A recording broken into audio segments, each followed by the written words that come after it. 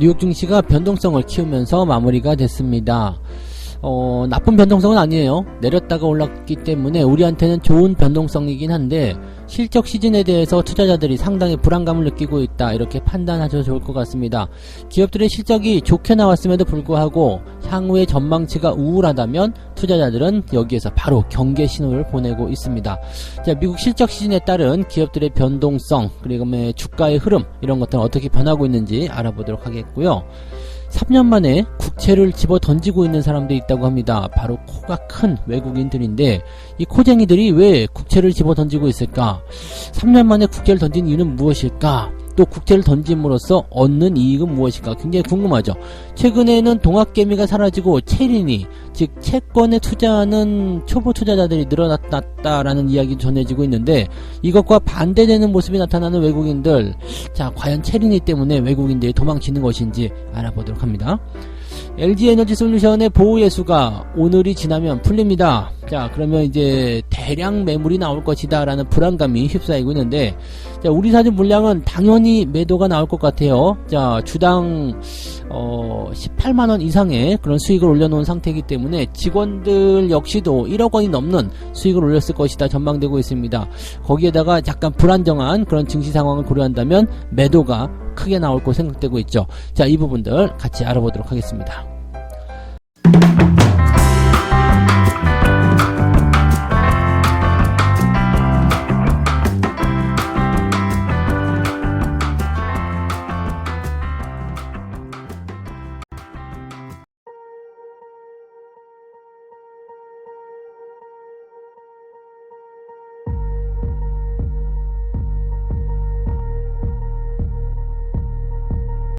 네, 반갑습니다. 오늘은 1월 26일 목요일입니다.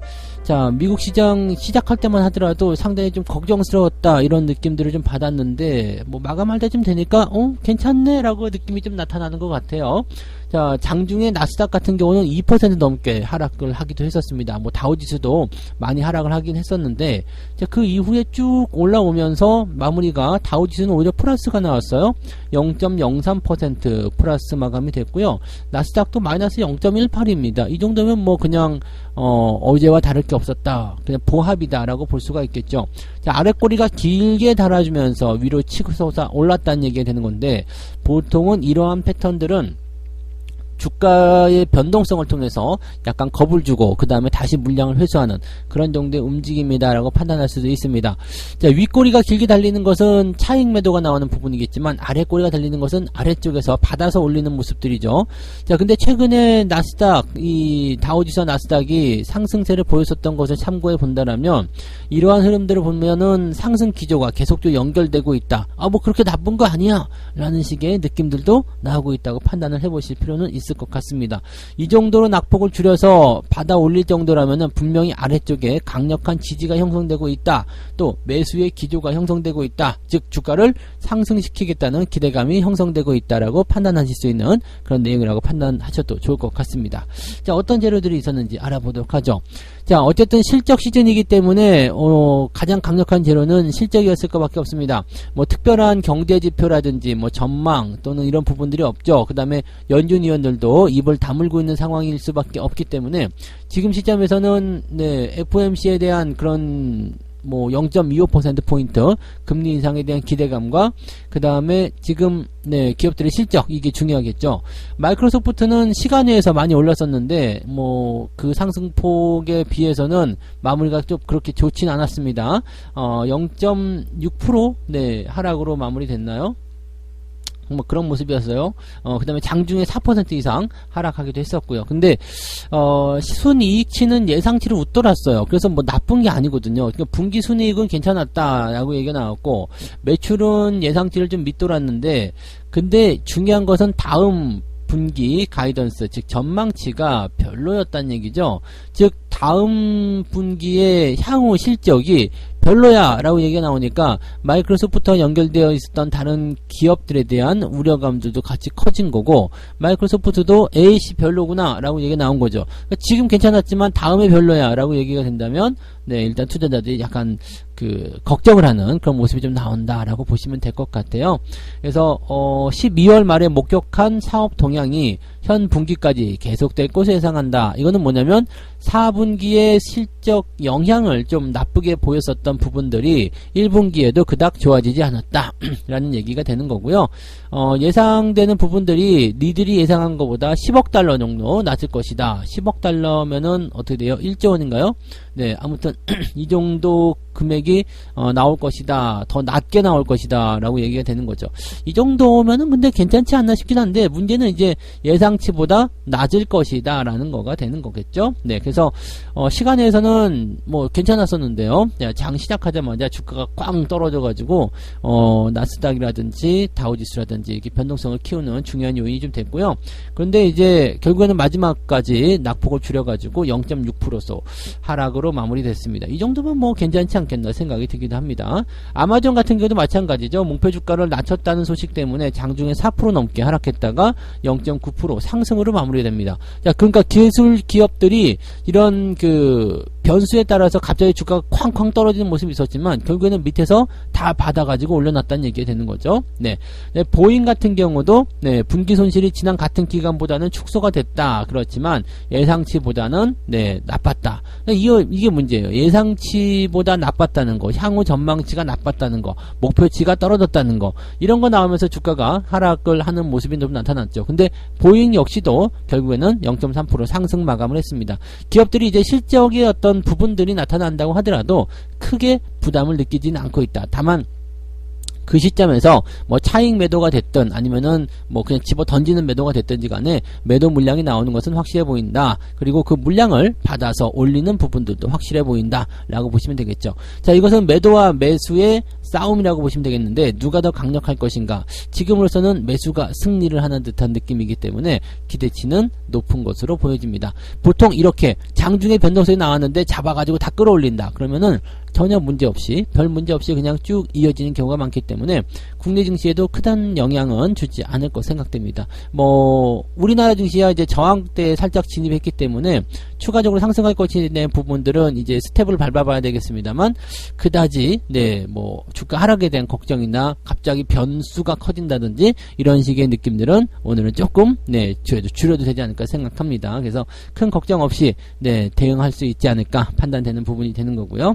자, 뉴욕 증시 전문가들 이야기 들어보면 기업 실적이 예상보다 부진하게 나왔다. 근데 사실은 예상보다 부진하게 나왔다는 것은 아니죠. 예상보다 뭐 부진하게 나오더라도 나쁘지 않았어가 돼야 되는데, 향후 전망치가 이상하게 나왔어 라는 부분이 좀 되는 거겠죠. 그래서 그동안 주가가 올라갔었던 부분들을 끄집어 내리려는 움직임이 저 기업 실적 발표에서 시작되고 있다, 이렇게 판단하시면 되는 거고요. 자, 그러면서 위험 회피 쪽으로 시장이 약간 기울어져 있다라고 얘기가 되고 있습니다. 애널리스트가 지금 보고서에 써놓은 것을 보게 되면 마이크로소프트에서 텍사스 인스트루먼트에 이르는 기술 기업들의 실적은 거시경제 둔화를 보여준다. 그리고 나머지 기술 기업들의 실적과 다국 기업들의 실적이 이 같은 식으로 부진하다면 1월에 상승 랠리는 끝날 것이다 라고 얘기를 하고 있는 모습이기도 합니다. 자, 1월 랠리는 1월 달에만 국한되는 모습이에요. 그래서 사실 이제 주가가 반등세를 보이고 나면 한 번 정도 쉬어야 되죠. 다만 이 올라가는 구간에 얼마만큼 올라갈 것인가 라는 부분이고요. 1월 달 끝나면 1월 랠리도 끝나는 거죠. 뭐 2월 달에 랠리가 나오는데 1월 랠리다 라고 얘기하는 사람은 없잖아요. 물론 그런 식으로 얘기한 건 아니겠죠. 이번에 상승 랠리가 실적에 대한 부분이 부담을 준다라면 이렇게 끝나버릴 수도 있다라고 얘기가 나올 수 있는 거죠. 근데 실적 발표에 대한 부분들이 뭐 이제 시작됐지만 다음 달 중반쯤 되면 이제 실적 발표도 그냥 끝났다 보면 돼요. 거의 끝나가는 거고, 그 다음에부터는 이제 3월 달 한 중반쯤 넘어가면서부터는 이제 1분기 실적에 주목하게 되는 상황이 좀 벌어지게 되겠죠. 근데 그때쯤 되면은 상황들이 많이 좋아져 있을 거예요. 그때는 뭐 실적이 나쁘다고 하더라도 더 좋아진, 더 개선된 경제 상황에 따라서 경기 전망치라든지 기업 실적 전망치들이 조금씩 더 올라가 있지 않겠는가 생각됩니다. 뭐 갑자기 사람들이 테슬라와 알파벳에 대해서도 자신이 없어졌다라고 얘기하지만 테슬라도 뭐 이렇게 나쁘진 않았어요. 근데 지금은 실적이 좋거나 나쁘거나 전체적으로 다 보합세를 유지했다라는 것이 중요한 포인트인 것 같아요. 그래서 실적에 대한 부분들이 주가를 억누르거나 그런 모습들이 아니라 그냥 변동성에 대한 부분들을 좀 보이긴 했지만 그것을 밑에서 받아가지고 당겨주는 그런 형태의 움직임들이 나오고 있다만 보시면 되겠습니다. 2월 2일 날이죠. 우리나라는 3일인가요? 네, 이때 발표가 되는 FOMC 기준금리는 0.25%포인트 인상될 것이다. 이게 99.8% 계속적으로 유지가 되고 있습니다. 그러니까 확정이라고 보시면 될 것 같아요. 0.25%포인트 이러면 시장이 다시 한번 FOMC 결과가 나오는 다음 주말까지는 긍정적인 기조를 유지할 수밖에 없을 것이다 라고 판단하시면 되겠죠. 뭐 특별한 것도 없어요. 경제지표가 특별한 게 없기 때문에 FOMC 하나만 보고 가는 거거든요. 그러니까 이런 상태라면은 지수가 굳이 아래로 떨어져야 될 이유는 없어 보입니다. 다만 상승으로 이끄는 그런 부분들도 아직은 경계 심리가 있기 때문에 크게 뛰는 것보다는 천천히 움직이는 게 훨씬 더 나을 것 같다 생각되고요. 단계 많이 올랐다면 살짝 조정이 들어오는 것도 어느 정도는 고려를 해야 된다는 것은 잊지 않으셨으면 좋겠습니다. 네, 두 번째 이야기 넘어가도록 합니다. 금리 인상이 끝났는가? 네, 조금 빠른 이야기이긴 한데 금리 인상이 벌써 끝났을까라는 생각도 해보고 있는 사람들이 좀 있는 것 같아요. 3년 만에 국채를 던지고 있는 외국인들에 주목해라 이런 얘기가 있습니다. 그러면서 주식으로 자금 이동이 시작됐다고 합니다. 채권 집어던지고 주식으로 들어온다. 3년 만에 일어나는 일이다. 이런 얘기가 되는 거죠. 외국인은 국채를 총 2조 3천억 정도 1월 달에만 그 정도 순매도한 것으로 집계가 됐다고 합니다. 자, 2019년도부터 주식을 매도를 많이 했었잖아요. 매도를 많이 하고 그 다음에 채권을 매수하던 모습이 좀 있었거든요. 적게는 1조 원에서 많을 때 10조 원 넘게 매수하던 부분들이 매도로 전환이 된 것이다 라고 되어 있습니다. 시장의 금리 인상 우려감이 줄어든 것 때문이다 라고 평가가 되고 있어요. 금리가 더 이상 올라가지 않는다, 이런 부분들이 나오게 되면서 한국은행은 올해 금리를 그냥 계속적으로 동결해 버릴 것이다 이런 얘기도 나오고 있는데, 근데 이거는 조금 너무 성급한 거 아닌가 싶긴 합니다. 네, 왜냐면 미국이 자이언트 스텝을 그냥 완성을 하고 마무리하고 그냥 0.25 정도로 하다가 한 두세 차례 올리고 금리를 이제 인상을 중단시킬 것이다 라고 한다면 한국은행에는 부담감을 상당히 덜어줄 수밖에 없겠죠. 그래서 금리가 더 이상 안 올라간다, 한국은행은 계속 이 집값이라든지 그 다음에 지금 가계대출의 어떤 부실 뭐 등등등에 따라서 금리 인상에 굉장히 부담감을 느끼고 있었어요. 그래서 금리를 동결할 만한 그런 어떤 재료를 찾고 있었는데 잘됐다, 금리 동결하자 이렇게 나올 수도 있다는 얘기죠. 근데 금리를 동결을 하게 되면 한미 간의 이 격차가 커지잖아요. 금리 차이가 커지기 때문에 이거는 또 조심해야 되거든요. 그래서 한국은행이 이렇게 금리를 멈추면 안 돼요. 어차피 지금 한미 간의 금리 차이가 역전되어 있기 때문에 미국하고 같이 그래도 두세 차례 정도는 더 0.25라도 올려줘야 되지 않겠는가 생각은 되고 있습니다. 아니면은 미국보다 뭐 최소한 미국하고 같은 정도는 돼야 되지 않을까, 더 많이는 안 되더라도 그렇게 생각을 하고 있는데 일단 뭐 생각대로 될런지는 모르겠습니다만 한국은행이 금리를 인상하지 않을 것이다, 오히려 내릴지도 모른다, 이런 식의 전망이 우세하게 나타나고 있다는 얘기입니다. 그러다 보니까 채권 금리가 떨어지고 있는 상태예요. 채권 금리가 더 이상 올라가지 못하고 있다는 거. 자, 이렇게 되면 어떻게 돼요? 채권 금리가 떨어지게 되면 채권의 가격이 상승합니다. 금리와 가격은 반대로 되어 있죠. 그러니까 수익률에 대한 부분들이 같이 만들어진다는 얘기가 되는 겁니다. 이 채권이라는 것은 수익률이 딱 고정되어 있는 거기 때문에 이 할인 금리로 생각하시면 됩니다. 그래서 가격은 변화하면서 이 수익률이 많아졌다 적어졌다 하는 모습이죠. 즉 가격이 올라가면 수익률이 줄어든다라고 생각하시면 되는 거예요. 그래서 약간 반대적인 입장인데 이 장기물 채권이 지금 10월 들어서 지난해 10월에는 4% 정도였지만 지금은 3.24 정도까지 떨어졌대요. 그러니까 이렇게 채권 금리가 떨어지는 부분들은 가격을 상승시킨다라고 되어 있죠. 즉 지난해 채권을 매수한 사람들은 올해 채권 매도를 통해서 차익 실현에 나서게 될 가능성이 커졌다라고 되어 있는 부분이죠. 그래서 지금 계속 채권을 매도하게 되고 채권을 매도하고 나서 보니까 주가가 바닥을 헤매고 있어. 오케이, 이거 사들이자, 이렇게 되고 있는 모습이라고 보시면 된다는 얘기입니다. 작년 10월쯤에 장기물 국채를 샀다면 올해 금리 하락으로 차익 실현에 나섰을 가능성이 매우 높고, 또 작년 말과 비교해서 원달러 환율이 크게 떨어졌지 않느냐, 1,400원대에서 1,200원대를 하락했으니까 환차익도 상당히 나올 것이다. 네, 그러니까 채권에서 수익 실현, 그 다음에 환율에서 다시 한번 네, 뭐라고 그러죠? 환이익이라고 되나요? 환차익. 여기 써있네. 네. 환차익이 상당할 것이다. 갑자기 생각이 안 났어요. 환손실. 환손실? 환했지? 뭐지? 환차익? 네. 네, 환차익. 네, 그러니까 환율에 의한 차익 실현을 한다라고 얘기가 되어 있는 거죠. 그래서 채권에서 주식으로 머니 무브, 즉 자금의 이동이 일어나고 있다라는 얘기가 되는 거고요. 그렇게 되면서 이제 주식의 어떤 밸류에이션 많이 떨어져 있잖아요. 여기서 이제 줍줍을 하는 외국인들이 늘어나기 시작했다라고 되어 있죠.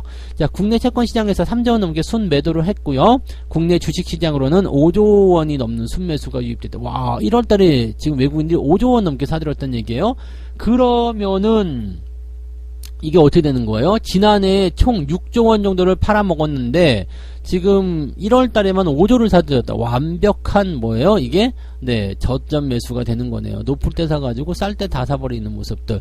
자, 그러면 개인들은 다 밑에서 쫓겨났다는 얘기가 되는 건데, 아, 이렇게 안타까운 일이. 자, 여러분들 이런 일은 없죠? 네, 주식을 잘 들고 가셔야지만이 된다는 거 꼭 명심하시고요. 자금의 이동, 수급의 이동, 이것을 잘 살펴보시면 내가 어디에 머물러 있어야 되는지 알 수가 있습니다. 지금 채권 시장으로 가서 재미가 한 개도 없을 것이다. 물론 채권 같은 경우는 내가 이자 받으려고 들어간다라고 하면 모르겠습니다만, 이 가격 변동을 이용을 해서 채권 투자를 통해서 뭐 단기 차익을 올려야 되겠다, 주식처럼 사고 팔아야 되겠다, 이 생각으로 접근하신다면 답이 없어요. 네, 그런 것들은 여러분들이 초보 투자자 입장에서 하실 만한 게 아니고요. 나는 만기까지 그냥 갖고 갈래, 은행 이자보다 낫지 뭐 라고 한다라면은 네, 뭐 말리진 않을 수 있습니다. 왜냐면 채권 같은 경우도 안전하게 네, 투자를 하면서 대응이 될 수 있기 때문이죠. 그래서 그런 부분들도 활용하시는 건 나쁘지 않겠습니다만, 가격 변동을 이용해서 단기 차익을 노리기 위한 그런 대응을 하기 위해서 채권에 들어간다, 이것은 그다지 좋은 건 아니라고 보시면 됩니다. 네. 자, 세 번째 이야기 넘어갑니다. LG에너지솔루션에 우리사주 물량이 쏟아질 것인가? 뭐 궁금해하지만 당연히 나오겠죠. 이거는 뭐 당연히 나올 거라 생각합니다. 안 나오면 나오게 할 거예요, 아마. 그래서 아마도 그런 부분들은 네, 나온다라고 생각하시는 게 일단 맞을 것 같아요. 자, 1월 27일, 작년 1월 27일에 상장을 한 LG에너지솔루션이기 때문에 오늘이 지나고 나면 이제 1년이 돼서 보호예수가 풀립니다. 보호예수가 풀리게 되면 어마어마한 물량이 시장에 나올 것 같다. 긴장하고 있다. 안 나온다, 나온다. 이건 중요한 게 아니라 나옵니다. 나올 수밖에 없겠죠. 안 나오면 나오게 할 거고요. 네, 안 나오면 쳐 들어간다. 뭐 이런 거 나올 거예요. 왜냐하면 우리사주 조합원 9,564명에게 공모가인 주당 30만원씩 총 815만 주를 배정했다. 1인당 평균 2억 원 정도를 투자해서 852주를 받게 했는데, 전날 종가 기준으로 18만 4천원씩 주당 수익이 발생을 하면서 직원 평균 1억 5천만원의 차익을 보게 됐다. 즉 2억 5천만원을 투자를 했는데 이게 4억 원 정도의 수익으로 돌아온 것이다 라고 되어 있죠. 1년 동안 해가지고 마음고생해서 뭐 4억 원 정도, 아니 1억 정도 벌었다. 그럼 뭐 보너스로 두둑하게 괜찮은 거죠. 뭐 다들 이제 뭐 카카오페이나 이런 거 보시면 크래프톤 이런 거는 완전 망가져가지고 아주 난리가 아닌데, 이것도 마음 만초했을 거 아니에요. 근데 다행히 1억 원 넘게 수익을 볼 수 있으니까, 야, 그렇다면 버려야 되겠다, 이렇게 생각을 당연히 할 수밖에 없겠죠. 그렇게 하다 보니까 공매도 타겟, 자, 주가가 어차피 떨어질 거 아니냐, 그러면 공매도로 이제 들어가 보자, 그래서 공매도를 때리는 그런 물량들도 나오고 있다라고 보시면 되겠습니다. LG에너지솔루션의 향후 주가 전망은 나쁘지 않다. 그렇지만 대출을 받아서 산 주식 산 직원들 같은 경우는 금리 상승을 하는 입장에서 이자 부담감도 크다. 그 다음에 의무 보유 기간이 끝나는데 뭐 주식 뭐하러 갖고 있냐 던지자라고 할 수가 있죠. 이자도 안 내고 현금 차익도 챙기고 주가가 더 떨어질까봐 부담스러운 것도 없애고 이렇게 될 수가 있는 거겠죠. 그래서 이렇게 나올 수 있다라는 부분을 본다면 일단은 물량이 나올 가능성이 높죠. 또 그 다음에 이런 우리 사주의 대량 매도를 통해서 주가가 좀 떨어질 수 있다는 부분들을 기회를 삼으려는 공매도가 들어오고 있다는 얘기가 있는데, 공매도가 지금 계속 쌓여요. 쌓이고 있다. 근데 주가가 떨어지지 않고 올라가고 있다.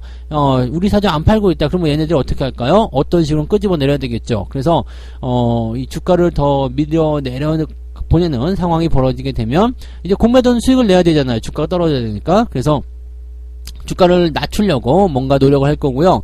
주가가 떨어지면 떨어질수록 우리 사주를 들고 있는 사람들 입장에서는 압박감이 커지겠죠. 그래서 물량을 던지는 상황들, 이런 것들이 지금 나타날 수 있는 그런 상황이 좀 되겠습니다. 그래서 주말장에는 LG에너지솔루션이 변동성을 좀 겪을 수 있다라고 보여지는 부분이고요. 뭐 다음 주 월요일 정도가 되면 이런 오뱅 이슈가 끝나면서 주가가 반등하지 않겠느냐라고 생각되고 있긴 한데, 뭐 그거는 이제 시장에 대한 간단한 전망치인 것 같고요. 이거는 가봐야지 할 것 같아요. 그래서 아무튼 뭐 유통 물량 대비 우리 사주 지분 비중은 23% 정도 되기 때문에 제법 우리 사주에 대한 매도가 나왔을 때 큰 폭의 하락이 나타날 수 있다라고 볼 수가 있죠. 그래서 매수 접근 일단 하지 말고 우리 사주 물량이 다 출회가 되고 난 이후에 상황을 보고 들어가는 것이 낫지 않겠느냐라는 얘기를 같이 곁들여주고 있습니다. 근데 저는 어차피 우리 사주 물량이 다 나오고 나서도 매수하고 싶은 생각은 별로 없습니다라고 볼 수도 있을 것 같고요. 네, 아무튼 저는 이 2차전지 쪽에서는 여전히 고평가가 계속 진행되고 있다고 판단하고 있기 때문에 여기에 대한 부분들은 여러분들이 참고하시면 좋을 것 같고요. 아무튼 지금 현재 시점 오늘까지는 일단 뭐 팔 물량들이 안 나오기 때문에 괜찮긴 한데, 내일은 이제 물량들이 와장창 나올 수 있기 때문에 뭐 장 개장하자마자 팔아먹을 수도 있잖아요. 네, 그러니까 그렇게 팔아야 되겠다 생각하는 사람들이 몰리게 된다라면 아무래도 네, 이 부담감은 좀 있을 수밖에 없을 것이다 라고 생각하시는 게 맞을 것 같아요. 그래서 LG에너지솔루션에 대한 관점은 그다지 매수 관점으로 접근하기는 조금 부담스럽지 않겠느냐 라고 얘기가 될 수 있겠습니다. 네. 자, 이렇게 해서 오늘 세 가지 이야기 전달을 해드렸고요. 미국 실적 시즌이 뭐 그냥 네, 굉장히 들쭉날쭉하는 그런 모습을 보여줌에 따라서 증시는 보합세를 보였는데 뭐 그다지 나쁘진 않습니다. 보합이 오히려 낫죠. 많이 떨어졌다가 그걸 그대로 회복시켜주는 모습이 나타났기 때문에 오히려 우리나라 증시에도 그렇게 악영향을 미치지는 않을 것 같다 판단이 되네요. 그래서 부담 없이 오늘 장을 지켜볼 수 있을 것 같고요. 자, 3년 만에 외국인들의 국채를 집어던지고 있다고 합니다. 그리고 집어던지는 돈을 주식시장으로 밀어넣고 있는데 플러스 알파에서 들어오는 것 같아요. 자, 채권시장에서는 지금 3조 원을 집어던졌는데 증시에 들어온 것은 5조 원 자금이다. 아, 괜찮아요. 그래서 네, 자금이 계속해서 들어오게 된다라면 아마 밑에서 쌓이는 자금들이 많아지겠죠. 즉 저가에서 자금이 많아지게 되면 그것을 수익을 실현시키기 위한 움직임으로 반드시 움직일 것이다. 그래서 아마 1월 랠리가 당분간 이어지지 않을까라는 생각도 조금 해보고 있습니다. 네, LG에너지솔루션의 우리 사주 물량은 어떻게 될 것인가? 네, 내일이면 풀리게 됩니다. 그러면 당연히 저라도 당연히 매도를 할 것 같아요. 저는 당연히 매도합니다. 물론 회사에서 매도하지 마라고 얘기를 해도 뭐 강제성은 없기 때문에 뭐 매도하겠지만 저는 네, 매도를 할 것 같아요. 왜냐면 뭐 말씀드렸듯이 뭐 이자 부담, 빚내서 투자한 사람도 많을 거란 말이죠. 그래서 이자 부담도 줄일 수 있고요, 수익도 같이 챙길 수 있기 때문에 이 상태에서는 네, 주식을 들고 있어야 할 이유가 없잖아요. 뭐 다 안 팔긴 하더라도 일단 절반이라도 팔아먹는 사람들은 분명히 나오겠죠. 그래서 그렇게 나오게 된다라면은 물량이 당연히 나오게 될 테고요. 또 여기다가 공매도까지 가세를 했다라면 주가 변동성은 조금 커질 수밖에 없지 않겠느냐라고 생각할 수가 있겠습니다. 그래서 매수에 대한 의견보다는 지금은 주가 변동성을 확인하고 대응하는 것이 유리하다라는 이야기가 될 수가 있겠고요. 안정감 있게 대응을 하실 수 있는 포인트, 뭐 내려간다 올라간다는 확신할 수는 없어요. 그렇지만은 내려갈 확률이 매우 많구나 라고 변동성에 대한 주의가 필요하다는 이야기를 해드릴 수 있는 거고요. 네, 자, 책 한 곡지 보이고 말씀 드리고 마감하도록 하겠습니다. 놀라운 수익을 보장한다고 큰소리 치는 사람들은 무조건 조심해야 한다. 교묘한 트레이딩 기술을 추천하는 사람도 마찬가지로 멀리해야 되는 대상이다. 자, 수익을 보장한다는 것 자체가 사실은 어렵습니다. 수익을 보장한다. 뭐 잘 되면 돈 많이 버는 거지 뭐. 근데 딱 뭐 한 달 만에 100% 수익 이런 것들은 네, 여러분들 꿈꾸지 마시고요. 될 일도 없고요. 네, 내일 당장 어떻게 될지, 아니 당장 조금 있다가 장이 열릴 때 어떤 식으로 시장이 반응할지 그것도 알 수가 없는데 무슨 100% 수익 보장이야. 이런 거는 어려운 거고요. 안 되는 겁니다. 아시죠? 그런데 속는 사람 아직은 없죠? 네. 그 다음에 또 뭐였어요? 교묘한 트레이딩 기술. 막 이렇게 저렇게 와 봐요 이렇게 되는 거 있잖아요. 이런 거는 다 쓸데없는 거고요. 기술은 사실 별게 없어요. 네, 싸게 사서 비싸게 파는 거, 싸게 사서 비싸게 파는 방법만 계속적으로 보시면 되는데 그게 보면 볼수록 굉장히 단순하다는 얘기죠. 그래서 주식 공부를 여러분들이 해야 되는 이유는 이렇게 있습니다. 내가 잘 모르면 저 현란한 기술에 속아 넘어갈 수밖에 없어요. 네, 근데 내가 알고 있으면 사실 별거 아니죠. 그러니까 마술 같은 거랑 똑같아요. 마술. 네, 내가 모르는 상태에서 마술을 보면 우와 신기하다 막 네. 손가락이 막 잘렸다 붙었다 막 한다 뭐 그렇지만은 실제로 알고 보면은 아예 그런 거였어? 알고 보면 그냥 재미없는 그런 뭐라 그럴까 눈속임 같은 거죠. 그러니까 여러분들 공부 열심히 하셔야지 돼요. 그래서 천천히 뭐 급하게 하실 건 없겠지만 천천히 시장에 대한 이해도를 높여가실 것을 권장해 드립니다. 네, 오늘도 편안하게 투자 이어가시기 바라고요. 저는 장중시황 때 다시 올게요. 고맙습니다.